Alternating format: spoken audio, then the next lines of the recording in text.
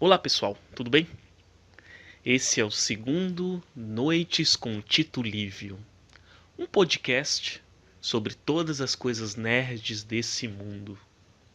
Meu nome é Turgon e hoje vamos falar de história francesa, mais especificamente a história de uma grande heroína francesa. E o nome dela é Joana d'Arc. Joana d'Arc, para os que eu duvido que não conheçam, é foi uma camponesa francesa do século XV, da nossa era vulgar. Digo vulgar porque vem de vulgo, né? Ou seja, comum, que lutou nas hostes do exército francês contra a ocupação inglesa, né? Que vinha desde o século XIV. E a obra em si que vamos falar, a obra específica que trata da história dessa heroína, é a obra do grande historiador francês do século XIX, Jules Michelet, que para mim é um dos meus escritores favoritos da história, né? Eu, como vocês não sabem ainda, mas vou falar agora, eu sou um historiador em formação, né? E um dos meus historiadores favoritos é o Jules Michelet. E ele escreve essa obra de uma perspectiva pós-Revolução Francesa, né? Então, ele filho de um não é bem mimeógrafo, não sei, mas alguém que trabalhava na prensa, que foi preso e tal, um monte de coisas assim, né? O pai dele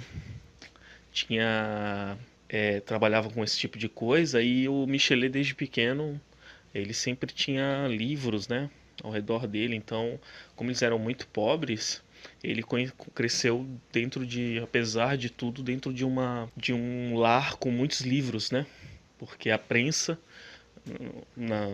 para os antigos é aquele esquema, né? Eu não sei explicar muito bem porque não é a minha área, mas é uma máquina que faz livros, que tem as pecinhas lá. Quem souber mais sobre o assunto, escreva aí embaixo. Mas esse eu estou contextualizando um pouco do próprio escritor, do Michelet, né? Que escreveu Joana d'Arc, que é o nome do livro que a gente vai falar. Então, Jules Michelet, ele cresceu dentro dessa perspectiva pós-Revolução Francesa, né? É considerado o último escritor, o escritor humanista, né? Que vem com esse pensamento desde o Renascimento, essa coisa dos clássicos e tal, dentro da historiografia. Para quem não tá dentro da história, é a escrita da história, né? E depois vem uma coisa mais científica, com os positivistas e não sei o que. Mas eu estou me afastando do assunto. Vamos falar de Joana d'Arc. Michelet aborda a Joana d'Arc de uma forma muito interessante, muito humana, né? O Michelet, ele trabalhou 20 anos nos arquivos, como diretor dos arquivos da biblioteca francesa, né? Ele trabalhou com algo assim que eu não lembro agora. E lá ele encontrou muita fonte primária, isso quer dizer o quê? Documentos de época. E ele escreveu uma grande história da França, dividida por séculos, assim.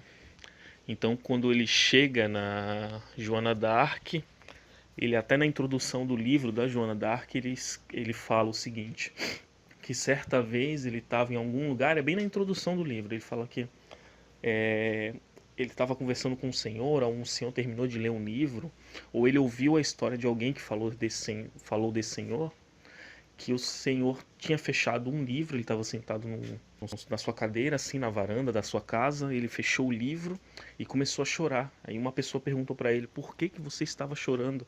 Porque a Joana d'Arc morreu. Porque no final da história ela morre, assim.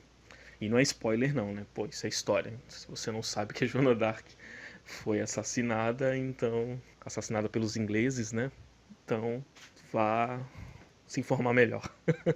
Brincadeiras à parte, voltando à história, então ele dá essa introdução assim da personagem Joana d'Arc e ele fala, o Jules Michelet escreve que ela era uma garota camponesa que tinha uma fé muito, eu vou dizer pura, mas não é pura. Era uma menina que mesmo dentro da ótica da Idade Média, do pensamento, do imaginário medievo, era uma pessoa que ia demasiadamente à igreja. Ia rezar muito, tipo, é exagerado, sabe? Então ela era altamente religiosa e para os padrões medievais era considerado demais, assim, que vai muito além da coisa, então um pouco fanática. Então chega um dia, né, que acontece alguma coisa envolvendo. Porque é interessante o seguinte: o livro da Joana d'Arc, ele descreve exatamente o ponto que a Joana d'Arc nasceu entre dois condados. Isso quer dizer o quê? Entre duas regiões controladas por dois senhores diferentes. Ela nasceu próximo da fronteira entre um grande senhor de terras e outro. E isso meio que influenciou porque normalmente era uma zona de guerra, era uma zona de passagem. Então todas as misérias que ela encontrou na Guerra dos 100 Anos, que ela viu quando pequena, tem influência nessa região, né? Que se eu não me engano, faz tempo que eu li o livro também, então se eu não me engano, ela nasceu mais ou menos na região norte, nordeste, assim, da França, uma coisa próxima fronteira com a Alemanha, fronteira com a Holanda, não sei, enfim, mas é uma região norte, assim. E ela entra em contato com isso e acontece alguma coisa que eu não lembro agora, mas parece que leva ela a ter visões, ou ela já vinha tendo visões, ou ela supôs que viu alguma coisa. Sei que ela começou a ter visões, ter contatos e falar que tinha contatos com o sobrenatural, que o sobrenatural a visitou quando tinha 12 anos e falou que quando ela tivesse 18 para 19 ou 17 para 18, que ela deveria sair do seu ambiente familiar, seu ambiente campesino, né, do seu ambiente camponês, e pedir um exército para o rei para coroá-lo na cidade de Reims, porque na época a cidade de Reims estava ocupada pelos ingleses e os ingleses defendiam um outro monarca, né?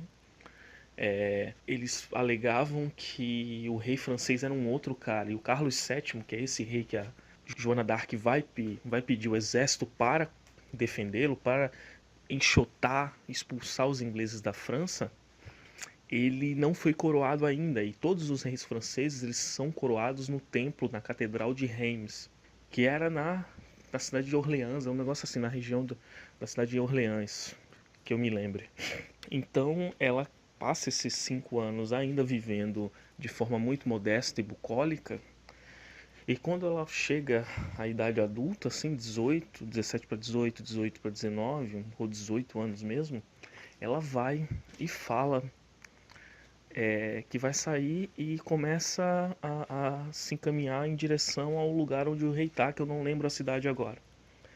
Então ela alega que o próprio Jeová, né, o Deus, o cristianismo, falou com ela, o Gabriel, o Miguel, algum negócio assim, de que ela deveria se encaminhar e falar com o rei, e o rei deveria dar, em nome dele, ou seja, do Deus, um exército para que ela expulsasse os ingleses de Orleans e o coroasse em Reims, um negócio assim.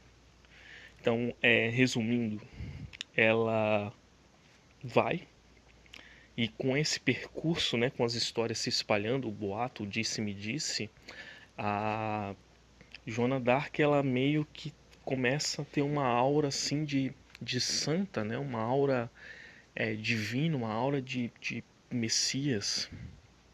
Então, o povo, né, o povo simples, a boa gente da terra, altamente supersticiosa, obviamente, começa a se juntar em torno dela. Então, as pessoas que ficam à corte, né, do Carlos VII, ou Charles VII, né, eles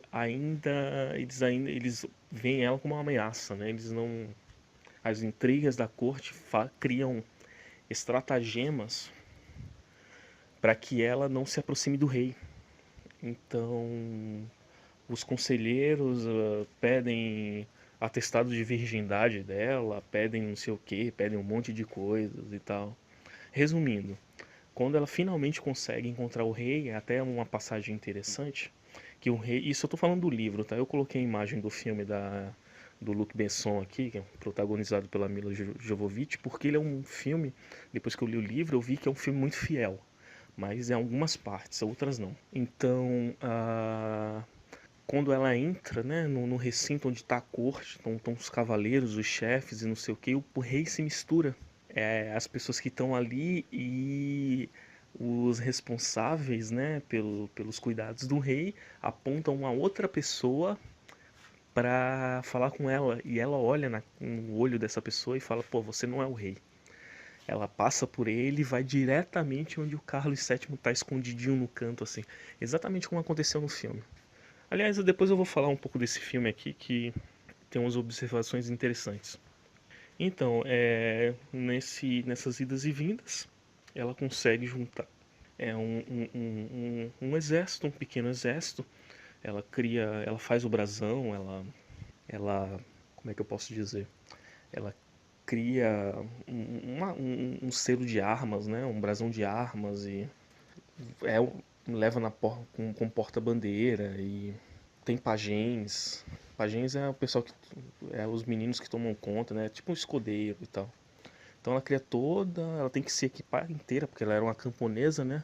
Então ela tem que se transformar inteira num soldado para depois reunir um exército. E ela faz isso, ela corta o cabelo e tal.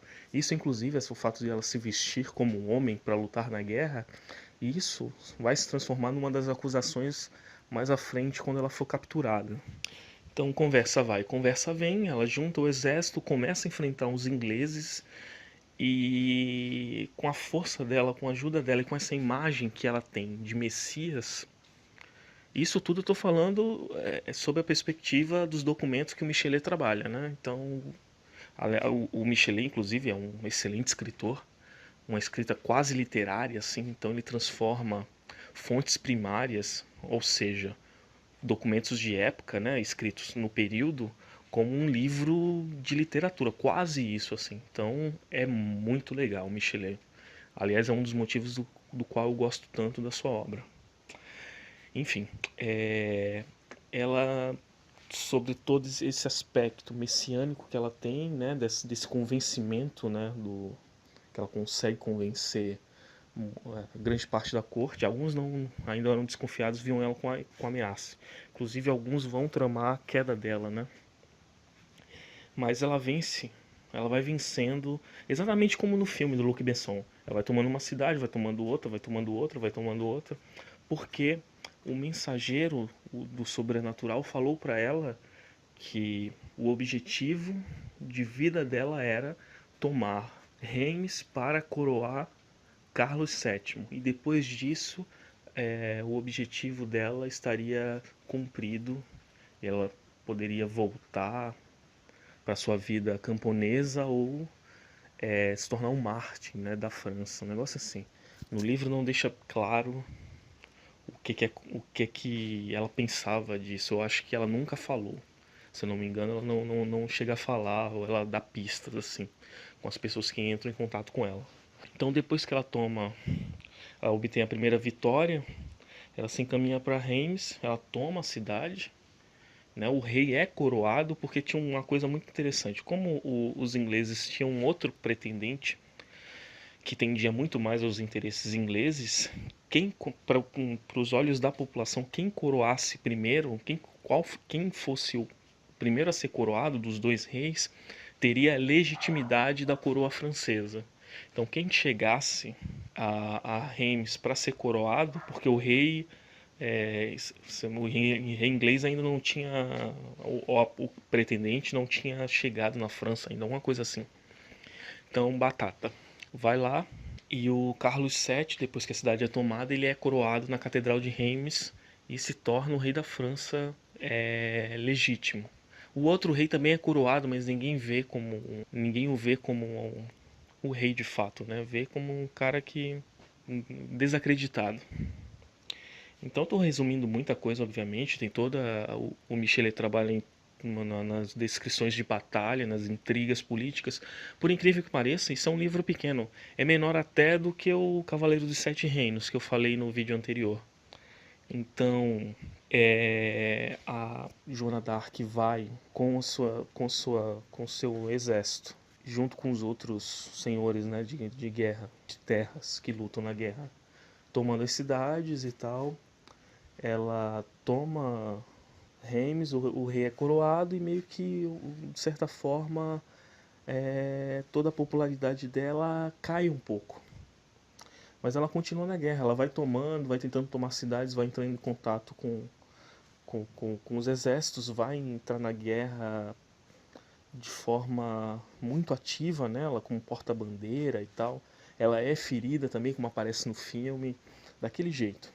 Então, indo já pro final do livro, os Borguinhões, que eram um aliado dos ingleses, os Borguinhões era aquele pessoal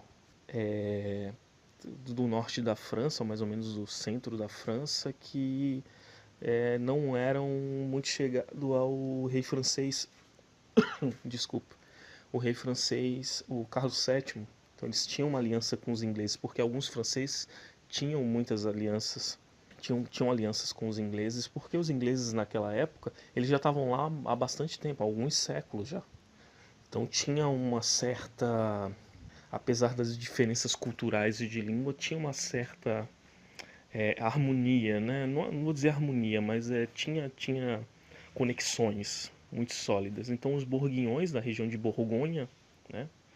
Se eu não me engano, hoje em dia é a terra do vinho, um negócio assim. Eles fazem uma aliança com. Eles são aliados dos ingleses, eles capturam a Joana d'Arc e eles entram em acordo com os ingleses e eles entregam Joana d'Arc na mão dos ingleses, né? Depois que o Carlos VII é coroado. Então, o Michelet, ele, a partir desse ponto em que ela é capturada, seja por traição, seja por alguma coisa que aconteceu lá, porque os Borguinhões eles são franceses. Eles não são ingleses, mas são franceses. Mas a França era meio dividida ainda ali, né? Não era um estado forte que vai se tornar sobre Luís XIV, né? O Rei Sol e tal. E foi, o absolutismo ele ainda não está bem estabelecido, né? Diferente de Portugal, que já era unificado desde o século XIV. Aqui a gente está falando de começo do século XV. E aí os borgonheses, os borguinhões, né, como é escrito no livro, eles entregam Joana d'Arc na mão dos ingleses e começa todo um processo judiciário, um processo acusatório, condenativo, que é muito bem descrito pelo Michelet, inclusive mostra toda a verve, né, aquela coisa muito focada que a Joana d'Arc tem em responder as questões e desconcertar as pessoas que acusavam ela, sabe? Despertar até simpatia dos promotores, né? Então, eles criam diversas formas de tentar passar com que a imagem de que ela seja uma bruxa, mas não conseguem. A Joana d'Arc, apesar disso tudo, se mostra muito firme. Eles não conseguem destruir a imagem dela, mas com esses conluios, com todas essas tramóias, eles condenam ela à fogueira e ela é acusada de bruxaria mesmo assim, mesmo sem chegar a um ponto. Porque para os ingleses era muito interessante queimar alguém, um líder como uma líder como a Joana d'Arc, carismática, né? Messiânica, com esse caráter quase divino, por bruxaria para desmoralizar, né? Quebrar o espírito dos franceses. Mas ao contrário, não só eles não conseguem, como a sentença deles soa até um pouco falsa. Mas ela é queimada mesmo assim, ela morre na fogueira aos 19 anos. E esse ato, de certa forma, ele une os franceses, né? Porque não muito tempo depois, os franceses, com o exemplo da Joana d'Arc e seguindo todo o brilho da sua campanha, eles se unificam e lutam ferozmente e conseguem expulsar os franceses, eu acho que ainda antes do final do século. A tomada de Calais, que é a cidade de frente para a Inglaterra lá, é, no norte, né, próximo de Flandres, que é região da Holanda e da Bélgica, é tomada, se eu não me engano, poucas décadas depois, assim. Então, o exemplo da Joana d'Arc, por isso que ela é tida como quase é uma padroeira da França, assim, ela foi canonizada recentemente, né? É, 400 anos depois, enfim. O exemplo dela fez com que os franceses ganhassem aquele ar, né? Puxassem aquele ar, aquele gás final e conseguissem expulsar os franceses das suas terras. E é isso, o livro é muito curto. A minha opinião sobre ele é o seguinte, eu vou até começar agora a falar do filme também. A minha opinião é aquela que eu já falei. O livro ele tem um teor literário enorme porque como eu falei, o Jules Michelet, além de ser um bom escritor, ele trabalha um bom escritor é modéstia minha, né? Ele é um excelente escritor, um dos melhores assim em questão de dar vivacidade à narrativa. Ele trabalha com as fontes primárias, ou seja, o que tu está lendo ali é a interpretação dele de uma fonte de época, de uma fonte genuína, né? Como eu já dei a introdução sobre Michelet, ele trabalhou no arquivo da França, né? Ele foi diretor da Biblioteca Geral, alguma coisa assim, durante 20 anos, então ele tinha uma experiência a trabalhar com esse tipo de documento histórico muito aprofundada.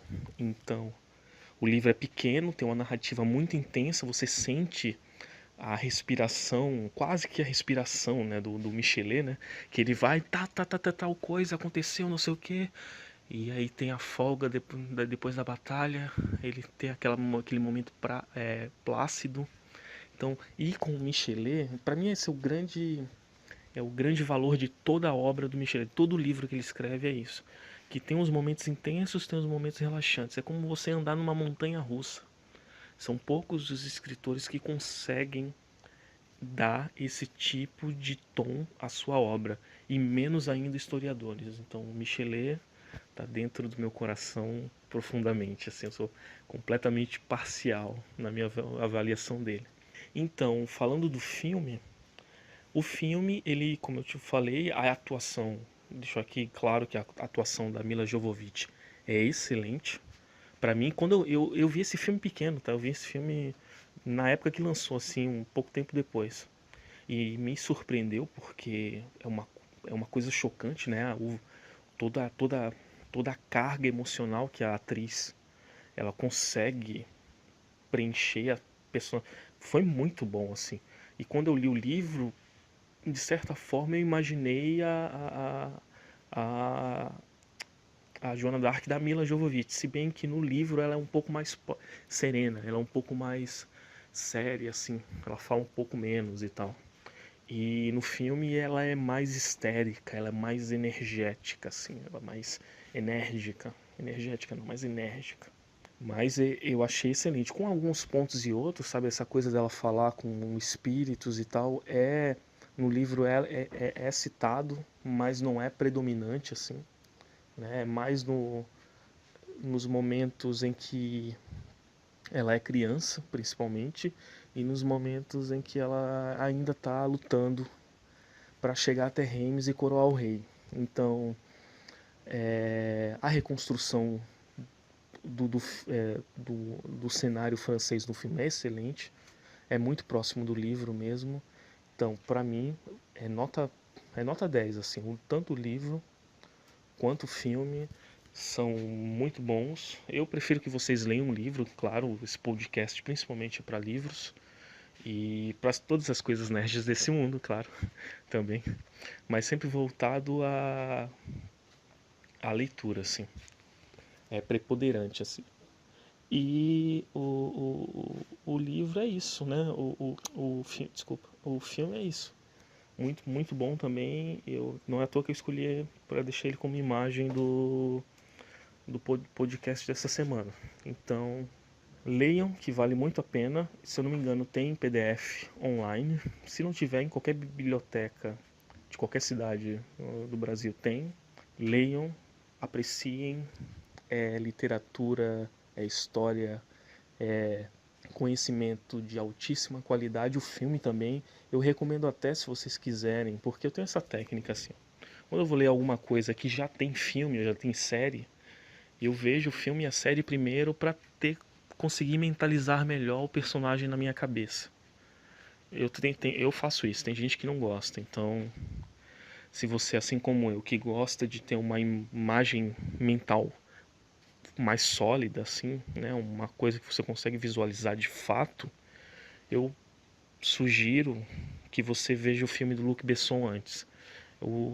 A forma como o Michelet escreve e as informações que estão nos livros, tem muito mais coisa nos livros que no filme, obviamente. Então, é isso. Eu espero que vocês tenham gostado dessa indicação. Se vocês gostaram, deixe o like aí de vocês, curtam. Eu sei que é breguíssimo, eu sempre vou falar que é brega em todo final de vídeo, que pedir like, mendigar like, né? Como diria alguns youtubers por aí. Mas é para mostrar que vocês ficaram satisfeitos, para mostrar que se não ficaram, o que a gente pode melhorar. Então, o motivo maior desse podcast é o conhecimento. Então, se vocês lerem, assistirem um filme, comentarem e se instruírem, para mim eu já vou ter ganhado o dia. Então é isso. Abraço e até a próxima.